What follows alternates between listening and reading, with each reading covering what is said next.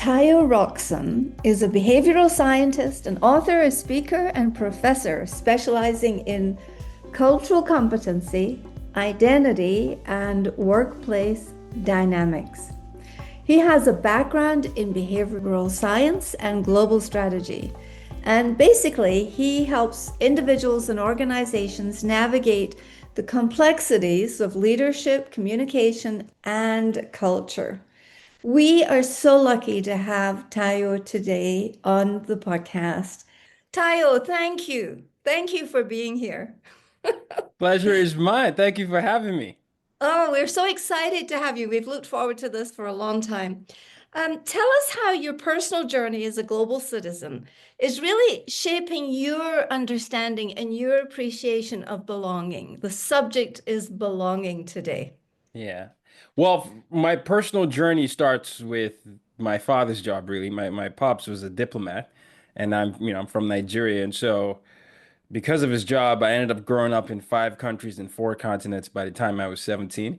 And so the concept of belonging was something I felt I needed to do because I wanted to survive, I wanted to fit in, I wanted to understand my environments. And a lot of that has helped shape my worldview because it definitely helped shape the way I see the world. Initially, I grew up in a collectivist country where everybody, sort of knows your business or, you're involved with everyone from an expanded aspect. And then I found myself doing college in the United States, which is very individualist.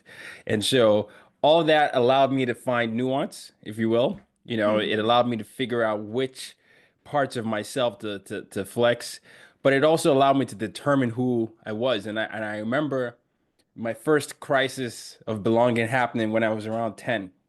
And it was me just being this skinny Nigerian kid with a thick Nigerian accent in that French-speaking country, Burkina Faso, not knowing who I needed to show up as, not knowing which Mhm. name I needed to give them because they had laughed at my first name. The teacher had laughed at my first name, not knowing whether I should be the comedian so I could gain attention or be the athlete so I could also gain attention or, figure out how to code switch. And so that definitely was a tough transition for me. I eventually settled with my passions of sports and but an internal angst, internal anxiety, sad depression, and Yes.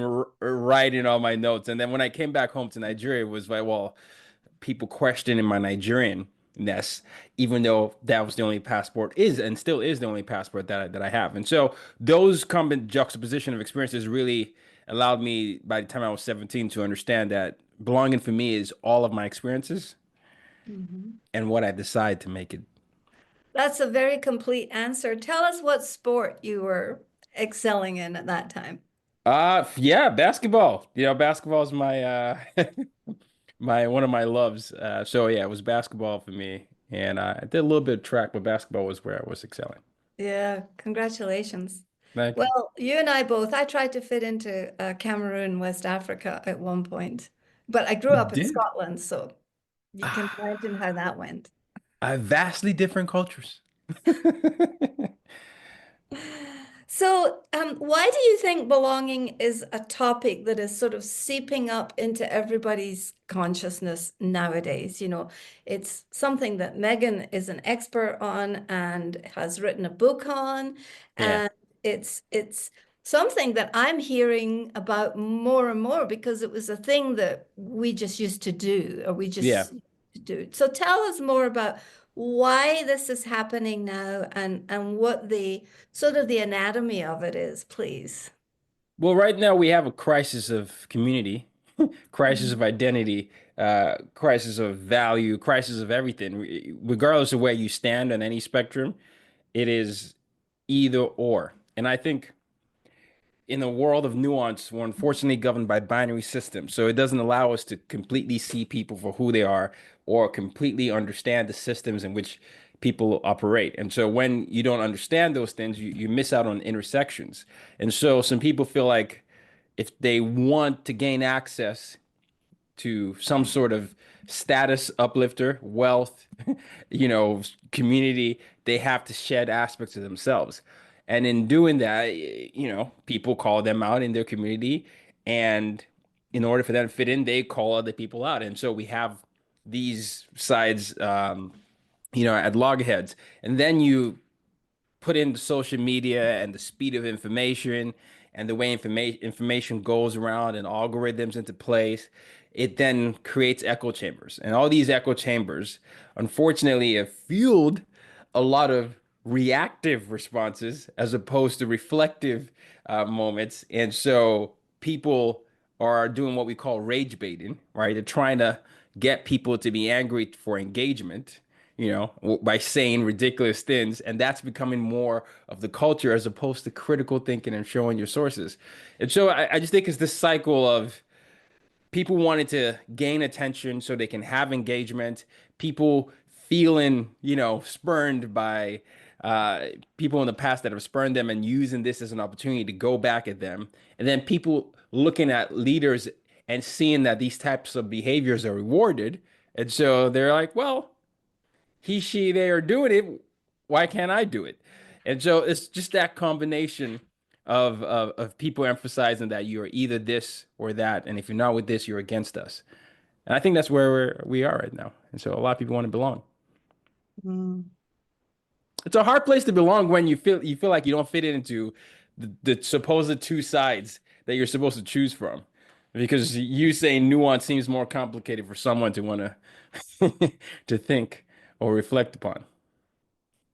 Yeah, nuance is I talk a lot about lily pad thinking. And so sometimes when we are changing and growing our mindset, it's not like I cross from one side of the pond to the other side of the pond. It's Mm. more like I'm a little frog or a toad and I go from one lily pad to the next lily pad. Yeah. But we don't seem to have the patience nor the presence Yeah. to do that. Yeah. I remember when I was younger, and this is obviously internet was obviously around for a lot of my generation, but before it became this, high speed internet, we would have moments where we were in the back seat of the car of our parents just driving for hours, and it would be a book or us just staring at the trees and not Yes, being bored. Right. And yes. now I look at myself, I'm like, if I can't look at my phone in all these moments, it's tough. But what happened in those moments was you were forced to be present, you were forced to think, you were forced to consume information. And if you got curious, you ask, hey, mom, hey, dad, I'm just reading about this right now. What's happening? And we're not having that or moments like that anymore where you can actually engage with information and then, question, ask, and then do more research. We just have like 30-second news cycles. And so if you feel like you didn't hit with something, you're like, that didn't go well. On to the next thing. And so I think that type of microwave thinking is really hurting us as well. And that really speaks to the dopamine and, all the receptors in our brains and how we're being trained by an outside force to use our brains. Yes. And not internal, right? Not enough reflective, it's just reactive. Yeah. Megan? Yeah, Tayo, you're really speaking into like the cognitive pieces of how we're approaching what we're receiving and how we're engaging. How do we move more into the affective and then how does that then inform our behavior? How can we move from a head to a heart in our sense of belonging? I think we need to get back to those question basics, why, how, what. So, you start off with what is happening inside my body now, right? What is happening? I'm angry, I'm feeling nervous, and then why is it happening?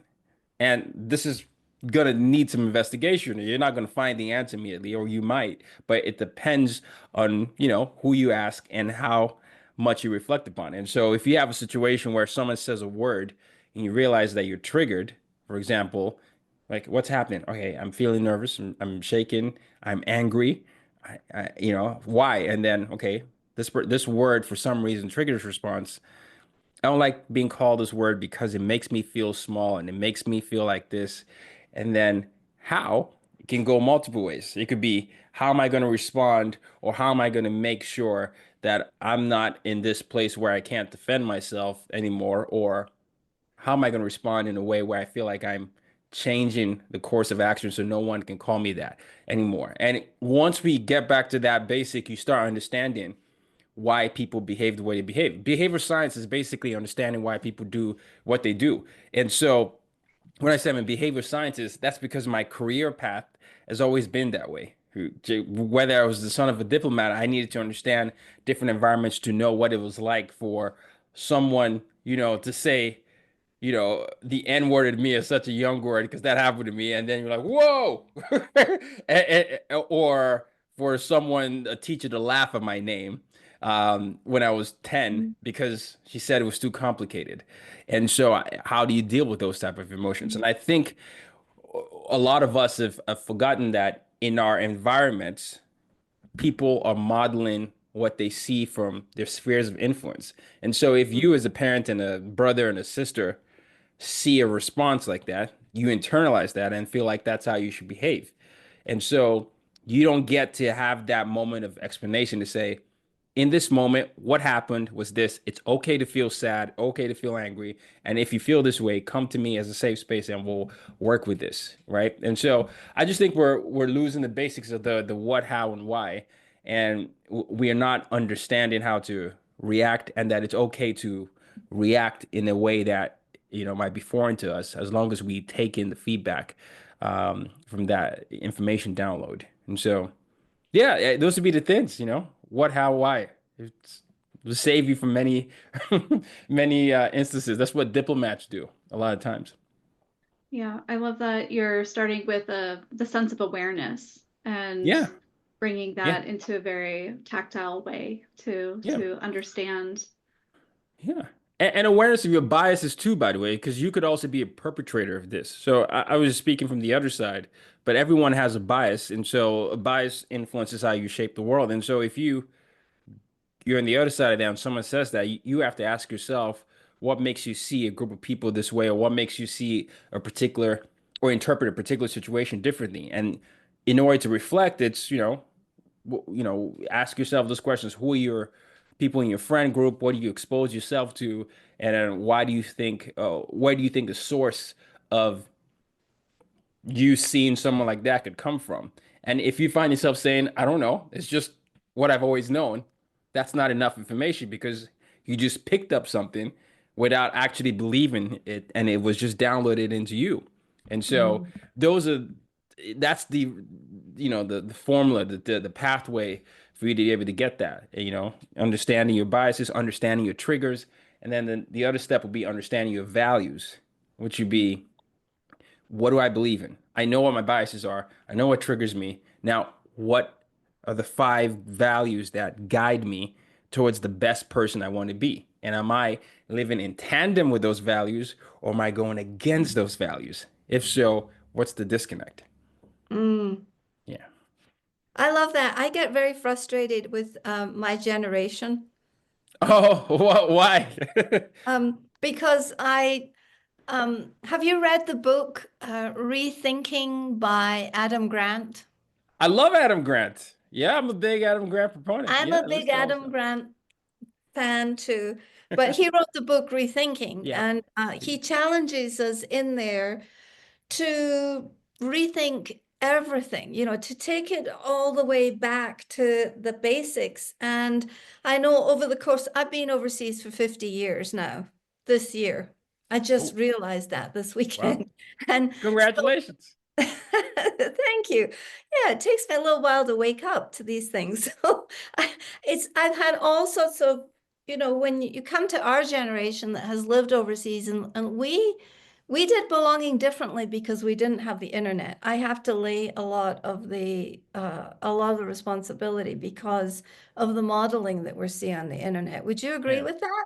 And I feel like my generation, sometimes we get stuck and we don't Hmm. examine our biases. Yeah. And Yeah.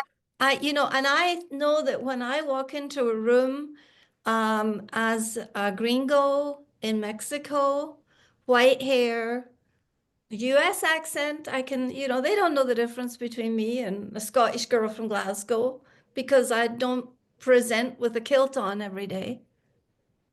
It's not.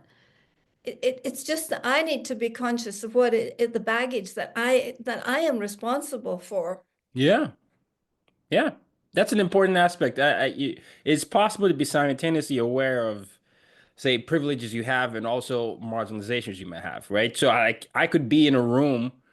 I live in New York, right? So I could understand that maybe past 9 p.m. in some areas, I am safer than a woman walking there. Yes. But then Yeah, I could also understand that depending on where I am in some airports, I could feel some sense of dread, right? yes, Those things we're talking about lack of binary, moving away from binary thinking, those things can exactly. happen. So then having that awareness then means, okay, you're aware of the environments.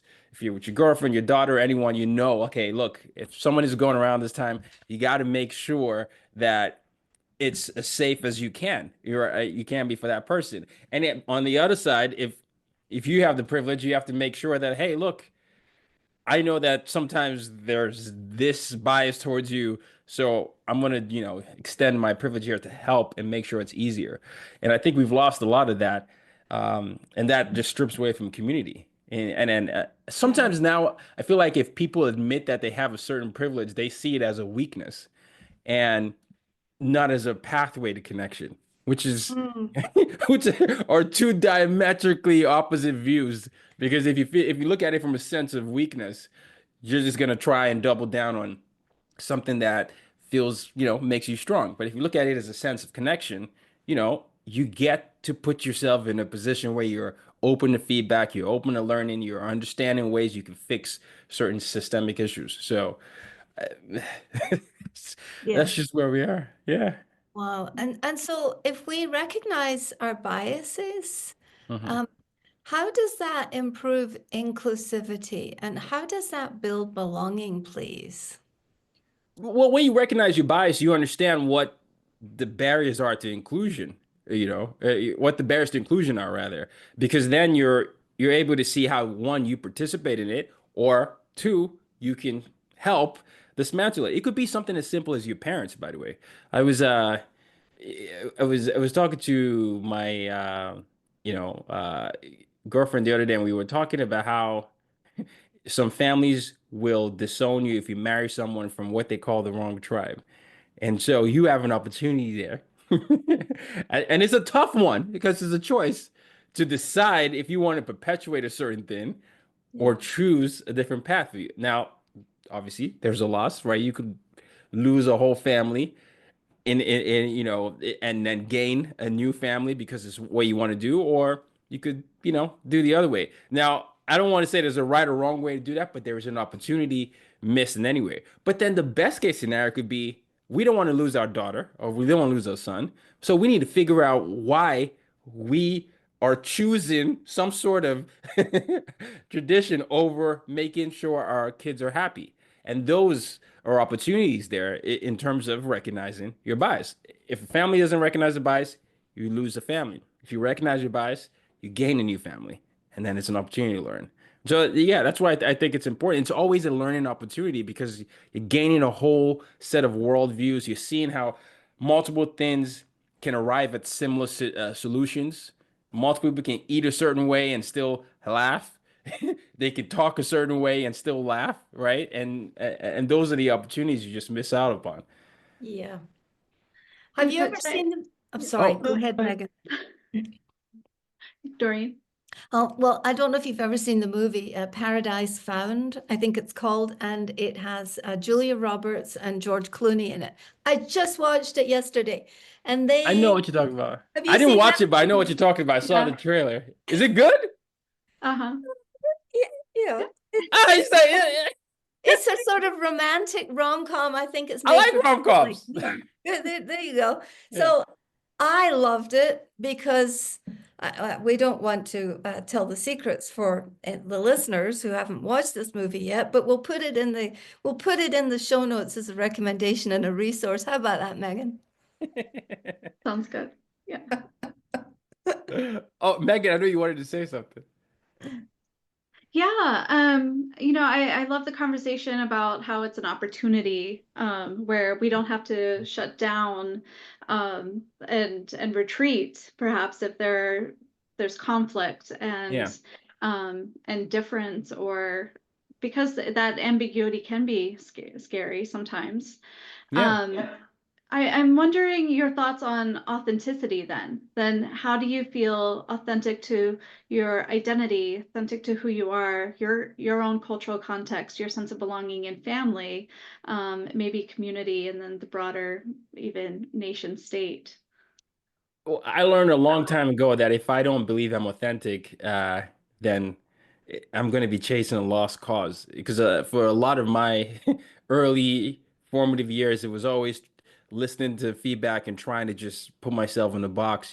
I'm talking about everything is something as simple as watching TV shows and trying to mimic the cadence, the accent of whoever the popular actor was, all that is, and that can be mentally draining, because I'm searching for authenticity in that environment. And so it then becomes what is important to me and who do I want to show up as? And everybody's got to have a moment where they ask themselves that question. Who do you want to show up as? Right? You start from there.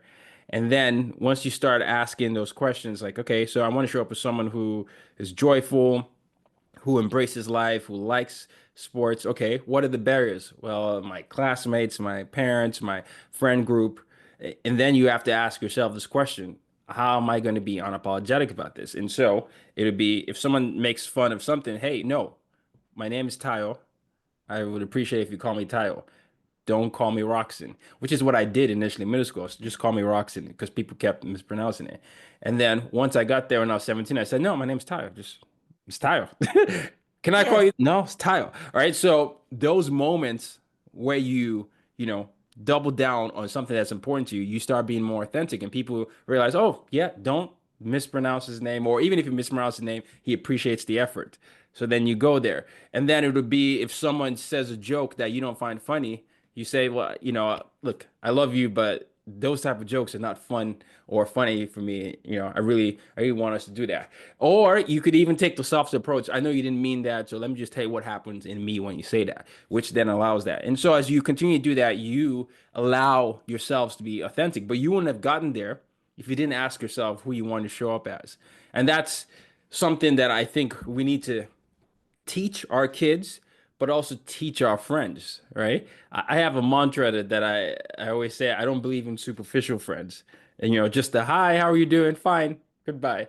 I think it's important for you to know the values of your friends as well as for them to know your values. And so when you're ingratiating someone into your community or your circle of influence, hey, these are the things that are important to me. I want you to know so you can show up for me. And then what are the things that are important to you so I can show up for you? And that way you also have an accountability partner when they feel like you're straying away from your own version of authenticity because they can call you in that. And so it goes all those ways. But it all starts with understanding who you want to be and who you want to show up as and what's important to you. Is that difficult for people? Yes, because we have forgotten that growth comes from discomfort. A lot of us don't like being uncomfortable. All three of us here were put in positions where we had to be uncomfortable, whether we wanted to or not. And we might not have liked it in those moments, but in retrospect, as you're looking back, you realize we grew, right? You say, oh yeah, we pronounced something wrong. We didn't know how to say the language and all those things, but because of that, it made us, hyper aware of certain things, certain sensitivities. But even if you drill it down to an athlete, to anyone who's a musician, there are moments where the musician's not hitting the note, the moments where the tones are not where they need to be, but they keep at it and they deal with the fact that they're an amateur, and then after months of practice, they get to a certain level. With an athlete, you're shooting your shots constantly, and then you find a rhythm. That's just the music of life, too, though. You Mm. get better the moment you put yourself in positions where you have to grow, and that discomfort is something we have to, continue to embrace, right? I don't want us to act like failure isn't a part of life. But I think a lot of us see that as weakness. And so, yes, it's difficult to do, but it's also necessary. And it's always been necessary in the history of the world. And it's messy and tangled and complex and Yeah. it sucks. But Yeah. Can you I, imagine if someone didn't tell, so if remember when women couldn't vote? or when black people are seen as I'm three-fifths not that of a man, old. and you say, hey, I'm a little uncomfortable telling you that I think you're wrong, but I'm just gonna keep it myself. Or when people did believe that women could own a business, right? These are some things that we can laugh at now. Someone has Yes. to say something like, I don't know if this is Yeah. I don't know if this is the right thing to do here. Yeah. Yeah, Yeah. yeah, yeah. So you have to do that in order to change the world for the better. Well, we have a wonderful opportunity nowadays to be very uncomfortable and to speak up. This is true. This is true. This is true. I agree. And we have to take that opportunity. Oh, you two are doing it right now because you're bringing on people with different worldviews. And I'm sure I don't know if you had this here, but I know when I've interviewed people, there's some people I've disagreed with, but we've engaged in the dialogue. I'd be like, I don't know. You help me understand what you're saying because this is kind of how I see it. And even if Yes. we don't end up agreeing, I'm like, the audience is gonna be split. Yes. here, but I appreciate that you gave your opportunity here. But this is, my opportunity here. So, Mm, yeah. It's an opportunity to practice adaptability too, isn't it? Oh, well said. Yes, that's true. I agree. Sometimes I listen to podcasts on 1.5 speed or 2.0 speed just to, get going on what the points are. And I feel I'm like I with you. cannot with you, I feel like it's 2.0 speed anyways. What do I pause on what you're saying and rewind and listen to it? It's packed full of wisdom. And I love your motto, use your difference to make a difference. Yeah, And thank you. that motto speaks into the calling and the invitation to invite people to look at difference. Yeah. Um, and I think it's also important to start at a place of sometimes similarity, because if you start at a place of Mm, difference, like Ruth mm. Van Rieken says, that's sometimes all you can see. And Mhm. so how would you approach that in terms of like inclusivity and Yeah. difference? I always love the fact that there's no thumbprint that's the same. And so I would tell anyone that. And then I'm saying, what makes you different is what makes you special. And so oftentimes, if someone is really struggling because they have a different worldview from me, I'll just say, hey, look, just look throughout history. If we never collaborated together on anything that was different, we wouldn't be here where we are. And so tell me what are the things that make you you, and I'll tell you what are the things that make me me. And like, oh yeah, I like sports. I like this. Oh, so we both like sports, but I grew up here in this. Oh yeah, yeah, but my sport is different from your sport. Okay, I like this sport because it's a big part of my culture. And in Nigeria, football is something that brings us together. Well, we have our version of football, right? And for us, we go to the bar every Sunday or Monday or Thursday, and it gets us there. And then I'm saying, do you see how your difference is different there in that way? But then the other aspect is just this concept of creativity and growth. And I'm always asking people if they want to stay stagnant or they want to grow. And if what was true yesterday is true today. And what was true for many people yesterday is not the same today. And it only came about because we changed our relationship to difference. So there's so many, we've you know, touched on a few things, whether it has to do with socioeconomic factors. We don't do business the way we used to do business. We don't write messages the way we used to write messages. And in order for us to advance, we need to be able to, ease our stance and use your difference to make a difference is not a deviation from your value. You can still preserve values that you have if that's what you're worried about, but you can increase in appreciation for the big world that we have that is simultaneously small. And we can understand why a lot of people feel left out because we have a new lens to look at the world. And so it's a call to action. It's a it's a motto, but I feel like everybody believes it deep down though. That's just what I've always thought. If you're a parent, you're always championing the individuality of your kid, or at least for the most part. The kid walked. My kid says this is my first He says his first word. I'm so excited. Oh, he picked the apple with his left hand. You're not gonna say pick the apple with your right hand. You're like, oh no, I'm just glad you picked up the apple. But you're you're embracing all those tiny, tiny moments. And then when we get to a certain age, we start saying assimilate, assimilate, assimilate, and then we lose the essence of who Mm. we are. And so I just think use your difference to make a difference is truly you using the gift that you have as an individual with a different thumbprint to make an impact on the world that you were already born into. And I Mm. think everybody's life is meant to make the world better than it was when they came into it. So, yeah, that's what I would say to someone who's struggling with the concept of using difference to make a difference. Yes, yeah. I like to refer to that as you are a walking, unrepeatable miracle. Ah, that's good. Everybody is. Yeah, well, miracles. And if we Well, works of all art. if we all looked at each other as a walking miracle, think how different the world would be, you know? Yeah. More Because we appreciation. are, miracles are usually positive. So I think there's that aspect to it. Yeah, the path to us even coming into the world, whether you look at it from a scientific or religious perspective, Right. is a miracle, right? Exactly. Yeah, the odds are right there. So yeah. Yeah. And Mm. and it is so much more challenging. I mean, I feel like I feel like the barriers to being human are mounting. Oh yeah. We've And forgotten what it is to be human, though. exactly, but we're forgetting because we're getting these barriers put up, whether they're on tech or whether they're just our isolationist way of living and being. But it feels to me that I keep feeling like the barriers to seeing over the wall or hanging out with people and spending time with people are just getting raised every day. And I always feel like I'm like a little animal who's trying to just dig underneath that wall because Yeah. it takes energy. It doesn't just happen. Yeah, yeah, because you're facing a lot of resistance as well. Someone could say you're kumbaya, you're to this, you're that, or you're not dealing in reality.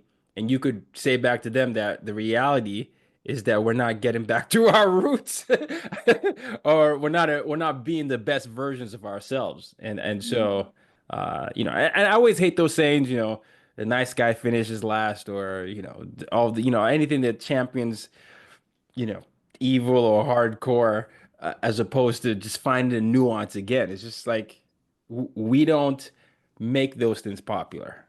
And if we did, I think we'll remember the humanity.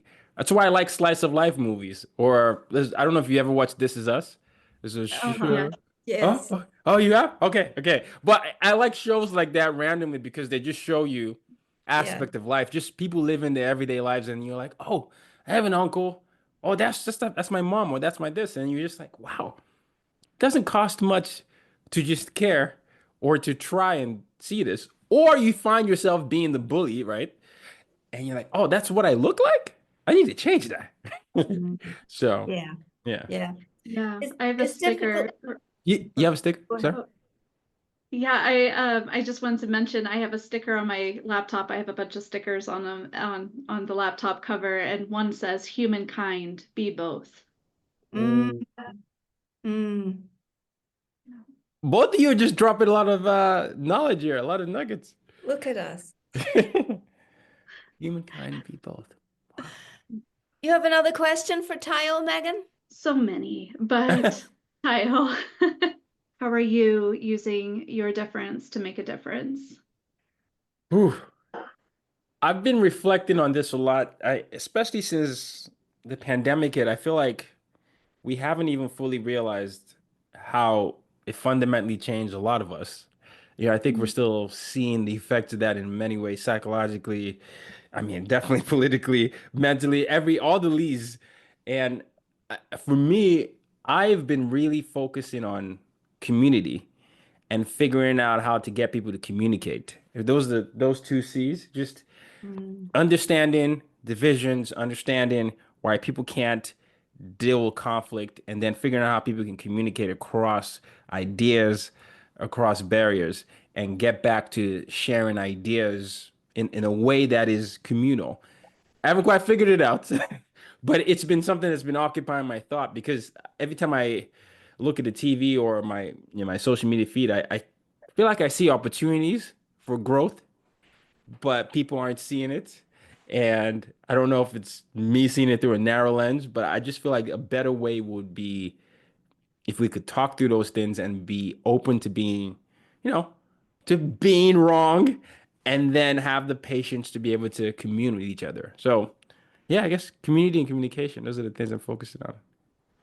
I think that's great. And do you think that messiness comes into this as well? That we all want to look perfect, we want to be perfect. I mean, my life has been, my journey through the last 50 years has been a mess. And Same. but now I see it as the most beautiful, harmonious mess and entanglement of experiences that one could ever have. And so I think that we're not encouraged to be uncomfortable. We're Yeah. not we're not encouraged to challenge each other about, communicating better. We're not encouraged to reveal our messiness. And Yeah, until we do, we're cloaking our humanity. we are. Under And the I don't, guise of, oh, sorry, yeah. go ahead. Well, I was just thinking about the invisibility cloak in Harry Potter. I don't know if you're a Right. Harry Potter. We're a Yeah. Harry Potter household here. And in Harry Potter, they have the invisibility cloak. And I think that that's partly what's happening. We're not feeling and getting a sensation of each other's wholeness and each other's global heartedness because we're not in a position to be revealing that messiness. Yeah, I'm with you. I think a lot of us have, I think perfection can be a system of oppression. I just think as we chase for perfection, a lot of what you gets lost is the messiness, as you're saying, and we're just silently oppressing ourselves and we're suppressing ourselves because we're not allowing ourselves to really just reach what our goalpost is. Instead, it's just like this moving goalpost that is forever out of reach. And it is very hard to teach. It doesn't allow us to appreciate our progress or the process.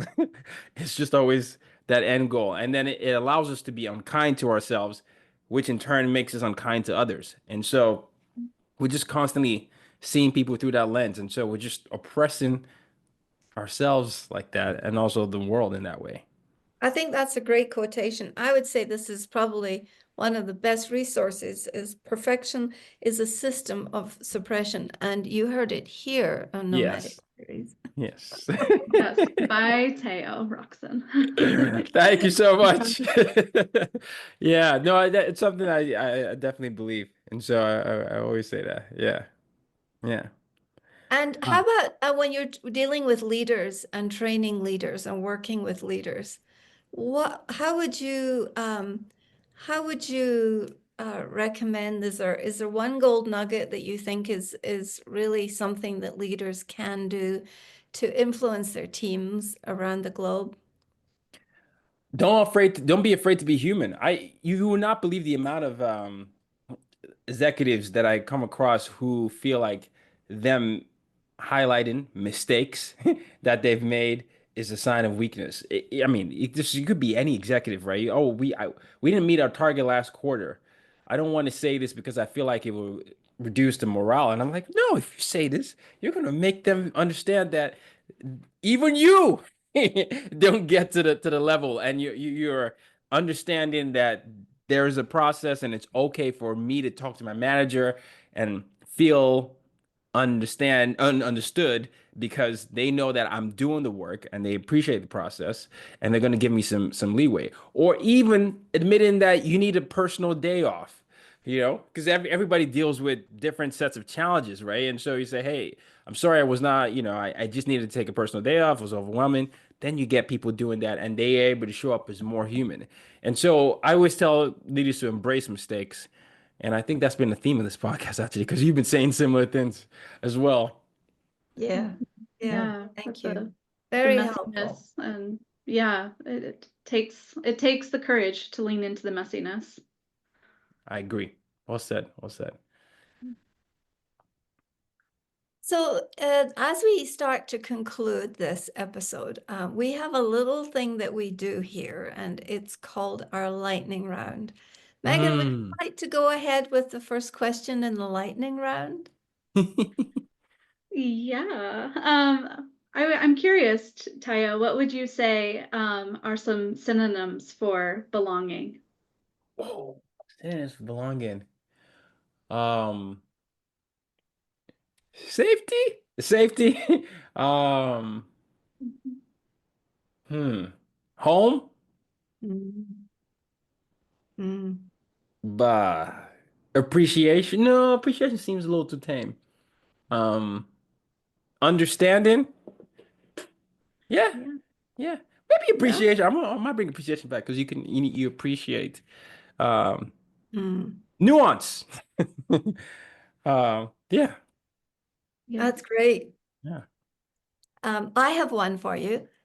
If you could learn a language that you currently do not speak, and you could learn it in a day and be fluent, which language would you choose? Yeah. It would be uh, what language would it be? I already know Spanish, French, English. Yeah, it would probably be one tribal language from Nigeria. So I would say Igbo. That's Igbo. another that's another language in Nigeria. Yes. Yeah, Excellent. yeah. Excellent. Megan? And if you could teleport to any country right now for 24 hours, where would you go? Singapore. Have you been before? No, but I always wanted to go. So it was top of mind. Um, yeah, yeah. Excellent. So we're going to imagine you speaking Igbo in Singapore. Oh, oh, wow. Yeah, yeah. That'll be fun. So Hey, I'm from the Yoruba tribe, and so a lot of times there's the silent competition. So that would actually be a great inclusion, exercise where, people are speaking different languages from the same country and going abroad as well. So yes, yeah, that's yes, good. yes. Beautiful.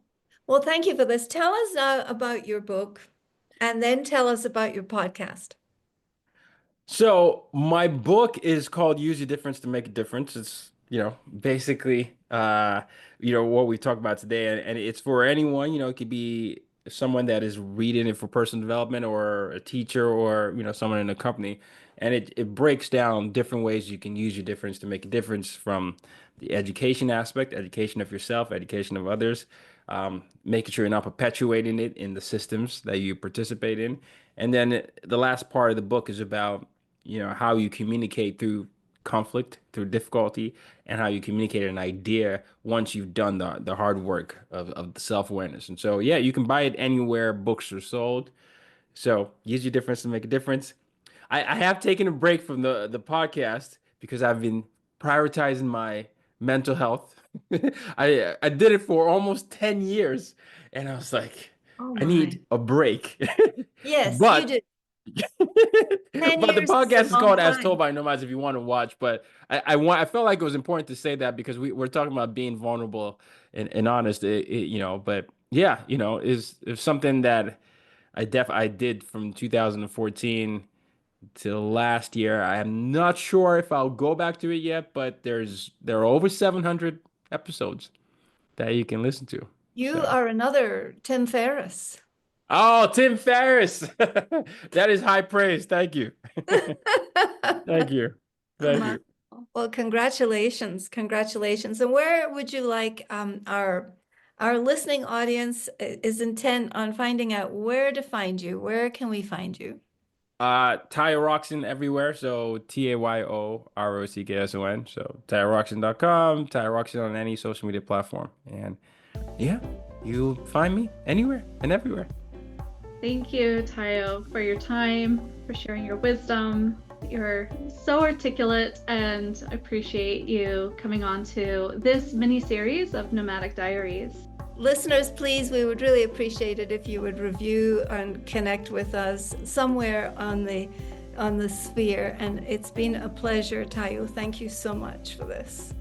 My pleasure. Thank you. I'm just going to close by saying real belonging does not require that we change. It requires that we decide to be who we are. Mic drop. Bars. Well done.